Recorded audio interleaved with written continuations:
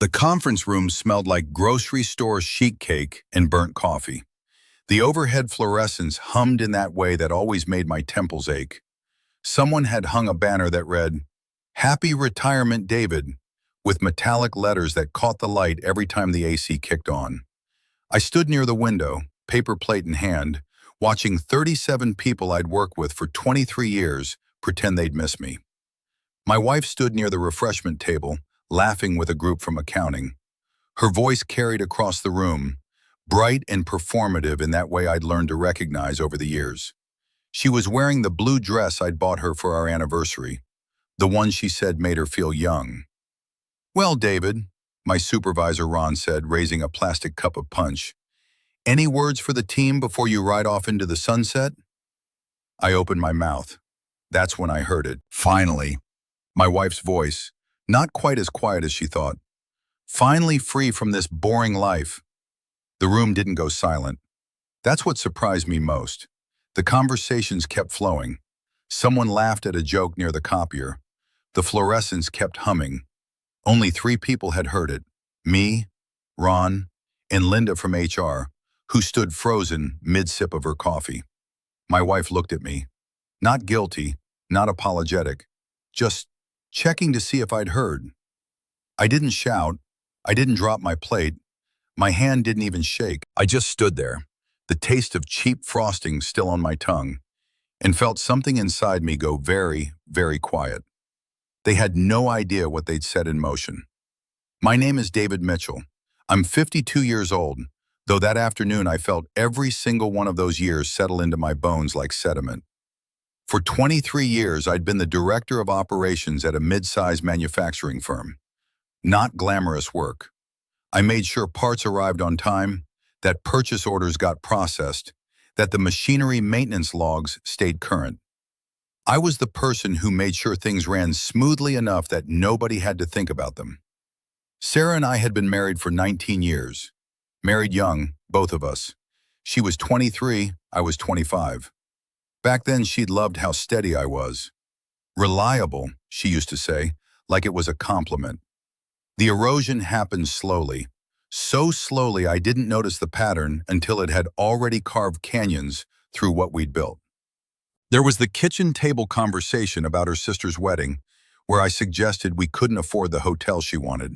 She'd looked at me like I'd suggested we sleep in the car. "I'm not asking for your permission, David. I'm telling you what we're doing."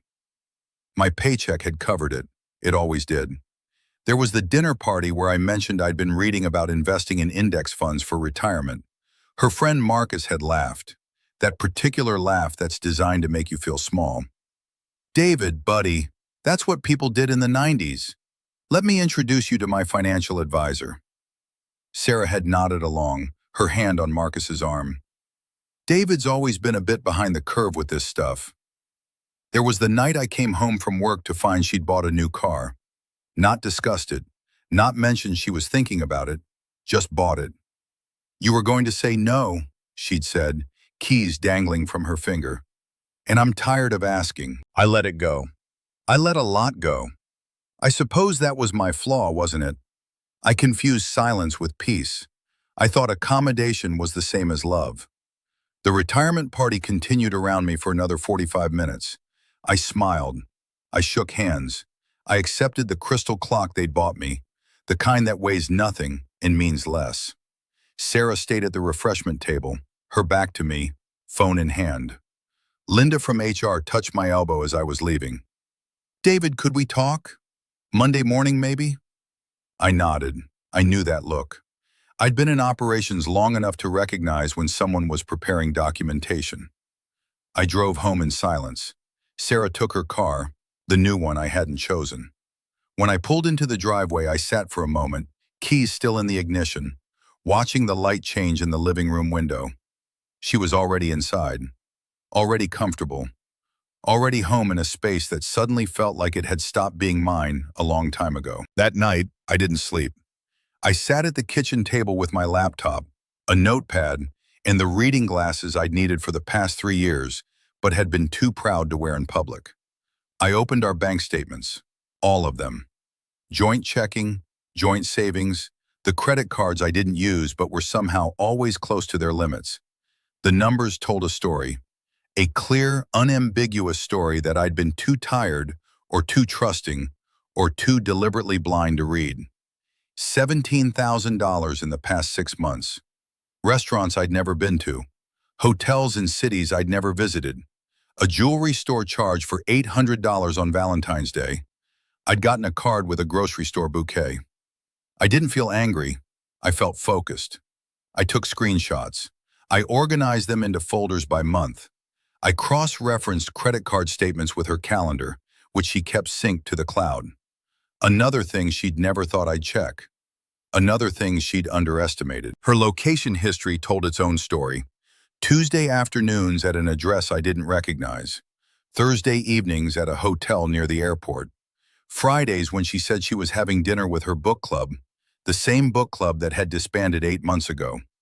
At 4:30 in the morning, I opened my email and composed a message to Mitchell Chen, the attorney who'd handled my father's estate 3 years prior. Mitchell, I wrote, I need to discuss asset protection and legal separation. Are you available Monday afternoon? I didn't write divorce, not yet. The word felt too big, too final, too much like surrender. But I did write separation, because that's what had already happened, wasn't it? We'd separated a long time ago. I was just the last one to acknowledge it. I sent the email. Then I closed the laptop, made coffee, and watched the sun come up through the kitchen window. Something inside me had gone quiet. Not broken, just quiet. The weekend passed in a strange pantomime of normalcy. Sarah asked if I wanted to go to brunch. I said I had things to take care of. She didn't ask what things. She never did. Monday morning at 9:15, I sat in Linda's office. She had the air conditioning too high, like she always did, and the motivational poster behind her desk, "Teamwork makes the dream work," had started to peel at one corner. "David," she said, sliding a folder across her desk, "I need to show you something." Inside were printouts, emails, time-stamped. Between Sarah and Marcus, the same Marcus from the dinner party, the one with the financial advisor and the condescending laugh. They weren't subtle emails. They weren't careful. "We've had concerns about Marcus's conduct for a few months," Linda said. Her voice was steady, professional, but her eyes held something like apology. "When we started the investigation, your wife's name came up. A lot. I read them. Each one felt like watching someone else's marriage dissolve in real time. Plans for weekends away. Complaints about me, my boring job, my boring habits, my boring life. The word finally appeared 3 times, as in, I can't wait until he's finally retired and out of the way. We're terminating Marcus's employment," Linda continued. "Violation of company policy regarding workplace conduct. But David, I thought you should know, before you made any decisions about your pension distribution or anything else." She knew.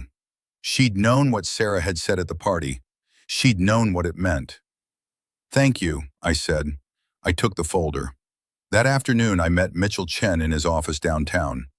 Leather chairs, floor-to-ceiling windows, the kind of space that cost more per hour than I used to make in a day. "I need to protect my pension," I said, "and I need to do it quietly." Mitchell leaned back in his chair. He was younger than me, maybe 40, with the kind of calm competence that comes from seeing the same story play out 100 different ways. "How much does she know about your retirement accounts?" "She thinks it's all joint." "Is it?" "The company pension pays out to me individually. The 401k is joint, the house is joint, the savings accounts are joint." I paused. "Everything we built together is joint." "And everything you built before her?" "There's a savings account from before we married, untouched, about $43,000. She doesn't know about it." Mitchell made a note. "We can work with that. What about her financial contributions?" I slid a folder across his desk, the one I'd assembled over the weekend. Bank statements, credit card bills, her employment history, or lack thereof. "She hasn't worked in 12 years, I said. "Her shopping habits have cost more than she ever contributed." Mitchell's eyebrow raised slightly as he flipped through the pages. "This is thorough." I'm good at operations. I can see that. He closed the folder. Here's what we're going to do.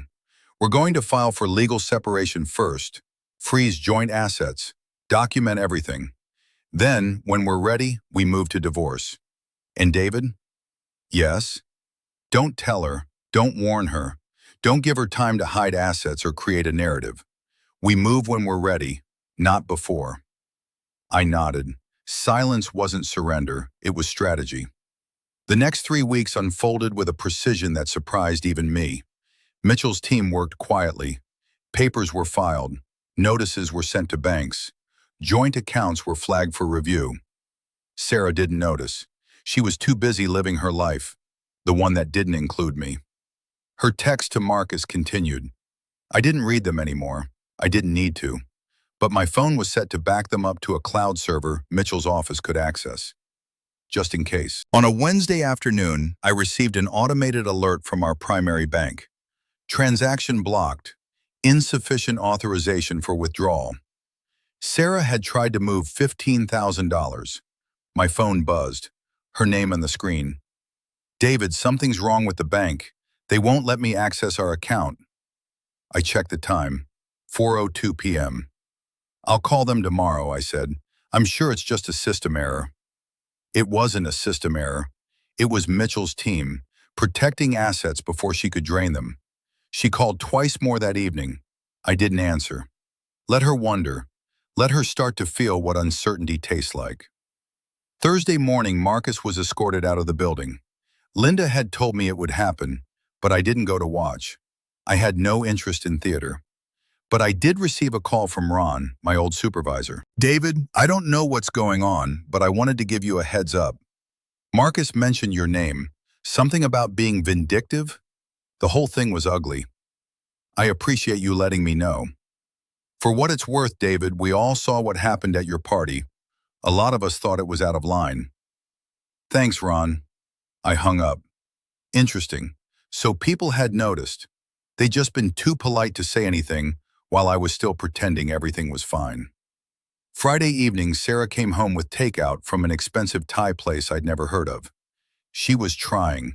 I could see it in the way she set the table, the way she smiled too brightly, the way she asked about my day like she'd asked 1,000 times before.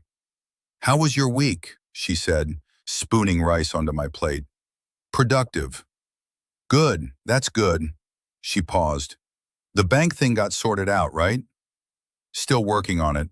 She frowned. David, it's been 2 days. Can you please just call them? I will. When? I looked at her. Really looked at her. The blue dress was gone, replaced by athleisure wear that cost more than my monthly car payment. Her nails were freshly done. Her hair was highlighted. When had she had time for that? When I'm ready, I said. Something in my tone made her go still. For the first time in years, I saw her actually see me. Not the boring husband, not the reliable paycheck. Me. What's that supposed to mean? It means I'll handle it when I'm ready. She didn't push. She should have. The confrontation happened on a Tuesday. Mitchell had arranged it for 2 in the afternoon in a conference room at his office. Neutral territory. Sarah arrived 15 minutes late, irritated that I'd asked her to take time out of her day. This better be important, David. I had plans. Sit down, I said. She sat. Across from her, Mitchell arranged a series of folders on the table. Neat, organized, color-coded. What is this? She asked. This, I said, is documentation. Mitchell slid the first folder toward her. Mrs. Mitchell, this contains evidence of financial infidelity. $17,000 in unauthorized charges over the past 6 months. Undisclosed relationships.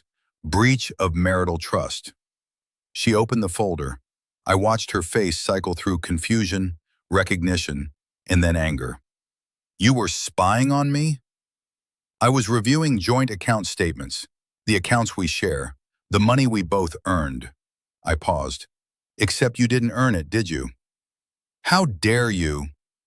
The second folder, Mitchell continued, his voice calm, measured, contains communications between you and Marcus Delgado, obtained legally through workplace investigation.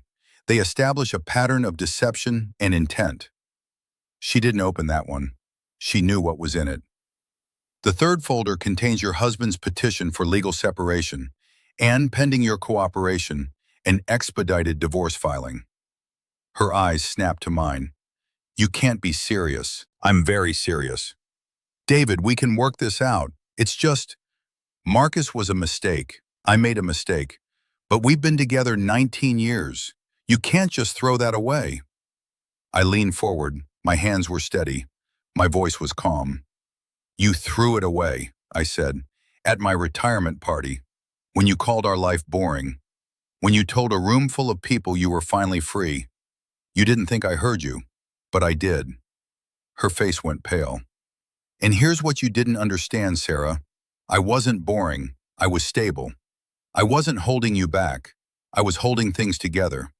And the moment I stopped doing that, you realized how much you'd taken for granted. David, please. The house is joint. We'll sell it. The proceeds will be split fairly. The retirement accounts I've earned will remain mine. You'll receive what the law requires, but nothing more. You have 48 hours to review the terms with your own attorney. I stood. Mitchell gathered his folders. David, wait! I paused at the door. You wanted freedom, Sarah. This is what it looks like. I walked out first. I didn't wait to see her cry. The house sold in 6 weeks. We split the proceeds cleanly, 60-40 in my favor, accounting for the fact that I'd paid 80% of the mortgage over 19 years. Her attorney tried to argue otherwise. Mitchell had receipts. I moved into a 2-bedroom apartment on the quieter side of town, the kind of place with good light and a balcony that overlooked a small park. The first morning I woke up there, I made coffee, good coffee, from the French press I'd bought myself, and stood on that balcony watching joggers and dog walkers below. The air was cool, clean, the kind of cool that makes you aware of your own breathing. I didn't feel triumphant. I felt unburdened. I signed the final divorce papers on a Thursday. Mitchell called to tell me it was done. Congratulations, he said. You're officially a free man. Thank you. What's next for you, David? I thought about it. The pension I'd protected, the savings account that was still intact, the life I'd spent 52 years building, now finally, truly mine. I'm going to travel, I said. Maybe learn to cook properly. Maybe take a photography class. All those things I never had time for because I was too busy being reliable. Mitchell laughed. Enjoy it. You've earned it. That weekend, I changed the locks of my apartment, not because I needed to. Sarah didn't have a key, but because I wanted the ritual of it, the finality, the physical act of securing a space that was mine alone. I deleted her contact from my phone. Not blocked, just deleted. She no longer needed to exist in my daily awareness. I wrote a note to myself, the kind of note I'll probably never read again, but needed to write anyway. You confused silence with weakness. They were wrong. Silence isn't surrender. Sometimes it's preparation. Sometimes it's the moment you stop explaining yourself and start building something better. I folded the note, put it in a drawer, made another cup of coffee and watched the rain start to fall on the street outside. I didn't feel angry anymore. I felt clean. If you had been in my place, would you have fought back louder? Or would you have let your actions speak? Tell me in the comments where you're listening from, whether you're starting over or still in the middle of it. Your presence here means more than you know.